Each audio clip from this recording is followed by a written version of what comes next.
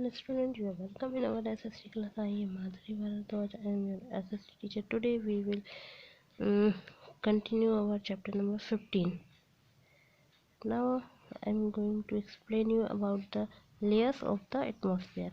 The air which surrounds the earth does not have the same density everywhere.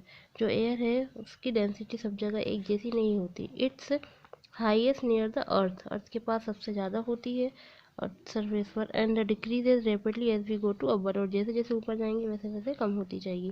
The atmosphere can be divided into the 4 layer. Atmosphere को 4 layer में divide किया गया है. Troposphere, stratosphere, ionosphere और thermosphere. Use of atmosphere. Atmosphere के use क्या क्या है. It protects life on the earth by the absorbing the ultraviolet solar radiation. ये अल्ट्रावायलेट सोलर रेडिएशन को एब्जॉर्ब करके रक्षा करती है. It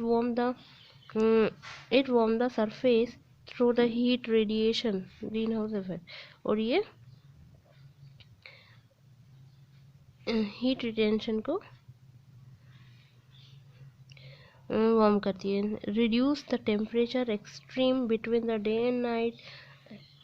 Had there been no atmosphere, the days would have been very hot and the night very cold. यदि atmosphere नहीं होता तो जो दिन रहता वो बहुत ही गर्म होता और रात रहती वो बहुत ही ज़्यादा ठंडी रहती. Water vapour in the atmosphere is essential for the rain and the snow. जो वाटर वेपर होती है वो रेन और स्नो में हेल्प करती है. Dust particle in the air from the core around which water condense and the form the cloud. और जो डस्ट पार्टिकल है एयर में वो वाटर को कंडेंस करते हैं और क्लाउड के बनने में मदद करते हैं. Nitrogen help to maintaining the soil fertility. और जो नाइट्रोजन है वो सॉइल की फर्टिलिटी बनाने में हेल्प करती है. This make the plant healthy. जिससे कि प्लांट है हेल्दी रहते हैं और उनकी जो यील्ड है वो इम्प्रूव.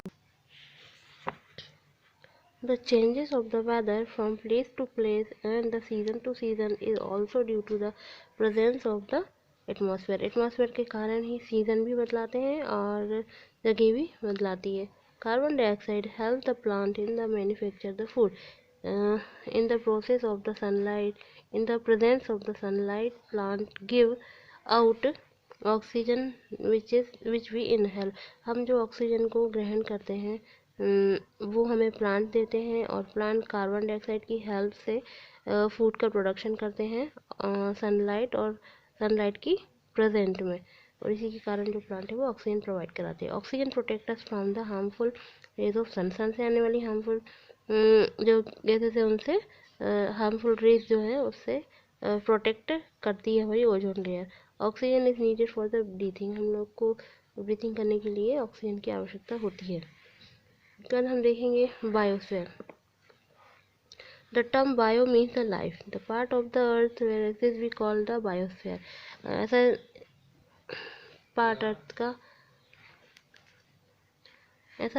का जहाँ पर लाइफ एग्जिस्ट करती है बायोस्फीयर कहलाता है. It is the narrow zone. ये नैरो जोन होता है. In this zone the land air and water are close contact in the make life possible. It is the interesting to the note that all forms of life and all size of organism are found in the biosphere. जो biosphere है ये बहुत interesting.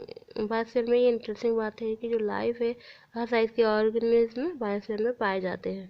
Which is just the few kilometre. जो कि कुछ ही kilometre above है the below the sea level. और फिर सी लेवल के थोड़ा सा नीचे है. The biosphere is occupied by the microscopic virus. जो बायोस्फीयर में माइक्रोस्कोपिक वायरस तक पाए जाते हैं. The large animal like the whale and elephant.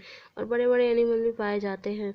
And a variety of plant. और प्लांट की वैरायटी भी पाई जाती है. It is the amazing diversity of the life and living organism are broadly classified into the animal kingdom. और बहुत सारे animal पाए जाते हैं. इस प्रकार से इनको एनिमल किंगडम में भी क्लासीफाइड किया गया है. And the plant kingdom. और पौधों को प्लांट किंगडम में डिवाइड किया गया है. This must be understand that both the plant and the animal depend on the each other. इसलिए हम कह सकते हैं प्लांट जो है प्लांट और एनिमल जो है एक दूसरे के ऊपर डिपेंडेंट है. The coexistence of the plant and animal is called the ecosystem. ये दोनों मिलकर के इकोसिस्टम बनाते हैं.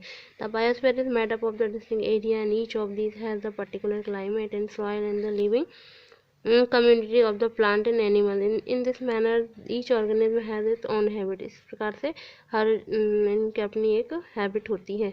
It's enough for today. We will continue tomorrow. Thank you so much.